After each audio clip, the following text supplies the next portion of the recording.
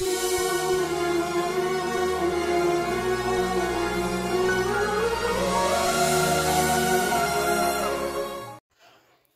పరిశుద్ధ నామంలో మీ అందరికీ మా హృదయపూర్వక వందనాలు.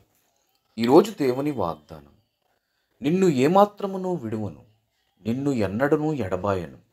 హెబ్రీలకు రాసిన పత్రిక 13వ అధ్యాయం 5వ వచనం. ప్రియమైన దేవుని బిడ్డలారా, దేవుడు మనకు జీవితంలో అనుగ్రహించినటువంటి ఎన్నో మేలులను బట్టి ఒక్కోసారి సంతోషించక మనం వేటినో ఆలోచించుకుంటూ బాధపడుతూ కూర్చుని ఉంటాం. ఎప్పుడైతే నీకున్న దాంట్లో సంతృప్తి చెంది నీవు ఆనందించగలుగుతావో అప్పుడే నీకు నిజమైన తృప్తి అనేది ఉంటుంది. ఎప్పుడైతే ఎదుటివారిని చూసి నిన్ను నువ్వు పోల్చుకుంటావో, వారి దగ్గర ఉన్నది నా దగ్గర లేదు అని, అప్పుడు నీలో ఆత్మాన్యత భావం పెరుగుతుంది. పెరిగినప్పుడు నీవు చేసే పనుల మీద ఏకాగ్రత లేకపోవడం, లేదా ఆ స్థాయికి నేను చేరుకోవాలంటే ఎటువంటి పనులు చేయాలని ఆలోచించడం వంటివి చేస్తూ ఉంటారు. అలా చేసినప్పుడు నీవు వక్ర మార్గాల గుండా వెళ్ళవచ్చును. పాప మార్గాల గుండా వెళ్ళి ధనమును సంపాదించినట్లయితే దానివల్ల నీకు ఎటువంటి ఉపయోగం అనేది ఉండదు. ప్రభువారు చెప్తున్నారు, నీకు కలిగిన దాంట్లోనే తృప్తి చెంది ఉండుము అని. నీవు ఎప్పుడైతే ఆ విధంగా ఉంటావో ప్రభువారు నిన్ను ఆశీర్వదించడం మొదలు పెడతారు. ధనాపేక్ష లేనివారై మీకు కలిగిన వాటితో తృప్తి పొంది ఉండుడి అని పరిశుద్ధమైన వాక్యం మనకి సెలవిస్తుంది. ప్రియ సహోదరులారా, మీకు సహాయం కావాల్సి వచ్చినప్పుడు ప్రభువారే మీకు సహాయం చేస్తారు. మనం భయపడాల్సిన అవసరం ఏమీ లేదు. నరమాత్రులు మనకి ఏమీ కూడా చేయలేరు. మంచి ధైర్యంతో మనం ముందుకు సాగాలి. మనం అనుదిన ఈ యొక్క జీవితంలో ఎన్నో ప్రయాణాలు చేస్తూ ఉంటాం. ఎన్నో శ్రమల గుండా, ఎన్నో శోధనల గుండా మనం వెళ్తూ వస్తూ ఉంటాం. అటువంటి శ్రమలు ఎదురైనప్పుడు ధైర్యంగా ఎలా ఉండాలి, ఎవరిని బట్టి మనం ధైర్యంగా ఉండాలనే విషయాలు మనం తెలుసుకుందాం. ప్రియ సహోదరులారా, దేవుడు మనకు అనుగ్రహించినటువంటి మహా గొప్ప కృపను బట్టి మనం ముఖ్యంగా సంతోషించాలి. ఆయన యందు మనం విశ్వాసం ఉంచినట్లయితే ఖచ్చితంగా మేలు అనేది పొందుకుంటాం. ప్రభువారు మనకు అనుగ్రహిస్తున్నటువంటి గొప్ప వరం, ఆయన మనకిచ్చిన గొప్ప అద్భుతమైనటువంటి వాక్యం, అందులో ఉన్నటువంటి అమూల్యమైన విషయాలని మనం చదువుకుని అందులో ఉన్నటువంటి ఆజ్ఞల ప్రకారం మనం నడుచుకోవాలి. అప్పుడే మన జీవితం పరిశుద్ధంగా మారుతుంది. ప్రియ సహోదరులారా, మీకు సహాయం కావాల్సి వచ్చినప్పుడు ప్రభువు వారిని సహాయం అడిగితే ఖచ్చితంగా మీకు సహాయాన్ని అనుగ్రహిస్తాడు. ఆయన గొప్ప కృపని,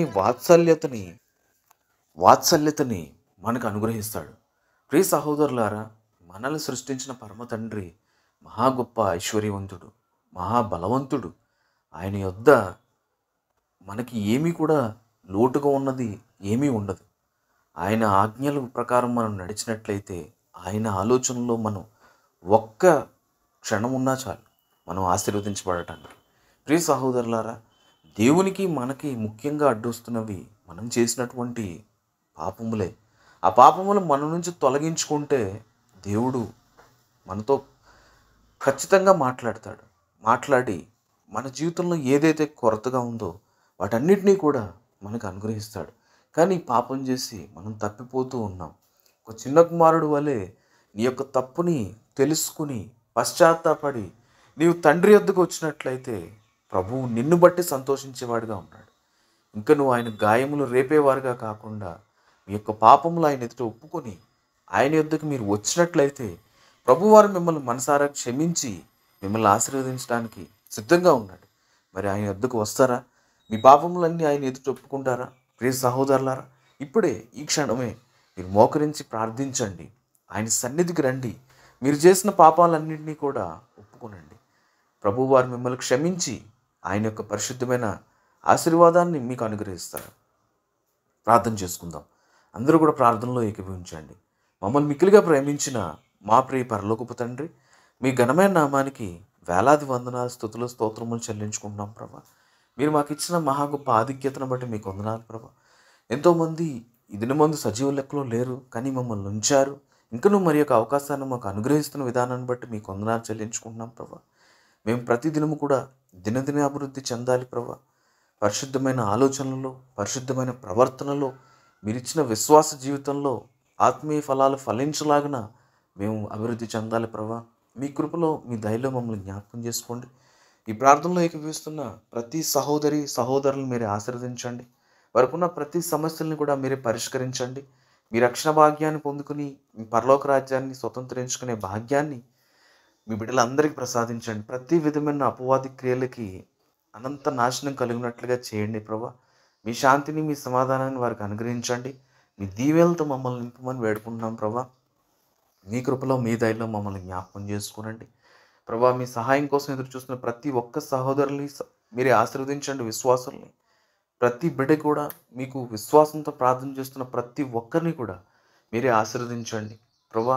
మీకు ప్రార్థన చేస్తే మాకు సమాధానం వస్తుంది, మీకు ప్రార్థన చేస్తే మేము జవాబును పొందుకుంటామని ఎంతమంది అయితే నమ్మి విశ్వాసంతో మీకు ప్రార్థన చేస్తున్నారు, ప్రార్థన చేస్తున్న ప్రతి ఒక్కరిని కూడా మీరే ఆశీర్వదించమని, మీ కృపలో, మీ దయలో జ్ఞాపకం చేసుకోమని, మా ప్రార్థనలో మళ్ళీ తప్పులుంటే క్షమించి మా ప్రార్థనకి ప్రతిఫలాన్ని అనుగ్రహించమని తండ్రి, కుమార, పరిశుద్ధాత్మ నామమున మిక్కిలి వినయంగా ప్రార్థించి అడుగు వాటి నెలను మనస్ఫూర్తిగా పొందుకుని ఉన్నామని నమ్మి విశ్వసిస్తున్నాం పరమ తండ్రి.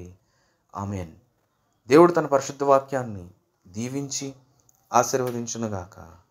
ఆమెన్.